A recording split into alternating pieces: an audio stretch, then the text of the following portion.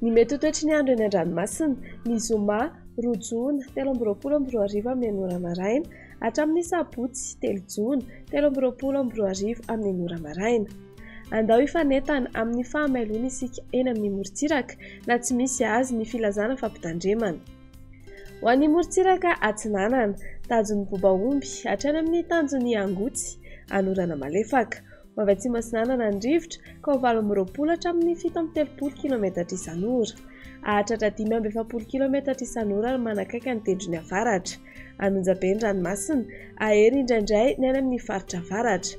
Ahavon'ny onja, 2.7 hatramin'ny 2.3 metatra, ananika hatrany amin'ny 2.9 metatra, manakaiky ny tanjon'ny bobaomby. Tanjon'ny angotsy hatrany manoro, anorana malefaka. Ho avy atsimo na atsimo atsinanana ny rivotra ka ho 9 hatramin'ny 9 kilometatra isan'ora.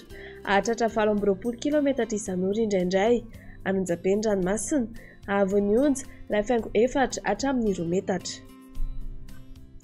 Mahanoratra ny taolan'aro, andrahoana mitsitokotoko.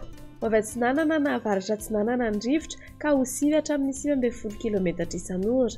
Anonjabe ny ranomasina, ahavon'ny onja, 2.4 hatramin'ny 2 metatra, ahatratra 2.5 metatra ny atsimony farafangana. Taolan'aro hatrany amin'ny tanjon'ny vohimena, andrahoana mitsitokotoko na imbalika ny masoandro. Ho avy avaratra atsinanana ny rivotra ka ho 20 hatramin'ny 15 kilometatra isan'ora. Anonjabe na ahery ny ranomasina, ahavon'ny onja, 2 hatramin'ny 2.4 metatra. Ho an'ny morontsiraka andrefana, tanjon'ny vohimena hatrany amin'ny tanjon'ny akabo, andrahoana mitsitokotoko na ibalika ny masoandro. Ho avy atsinanana ny fitsokan'ny rivotra ny maraina ka ho 9 hatramin'ny 18 kilometatra isan'ora. Ho avy andrefana ny tolakandro ka ho 9 hatramin'ny 19 kilometatra isan'ora. Anonjabe ny ranomasina, ahavon'ny onja, 2.3 hatramin'ny 2 metatra. Tanjon'ny akabo hatrany amin'ny tanjon'ny vilanandro, ibalika ny masoandro. Iovaova ny fitsokan'ny rivotra ka ho 9 hatramin'ny 19 kilometatra isan'ora. Adiny mpanonja ny ranomasina, ahavon'ny onja, 8.5 hatramin'ny 2 metatra. Tanjon'ny vilanandro hatrany analalava, ibalika ny masoandro. Ho avy atsimo atsinanana ny rivotra ny maraina ka ho 9 hatramin'ny 17 kilometatra isan'ora. Iovaova ny tolakandro ka ho 9 hatramin'ny 19 kilometatra isan'ora.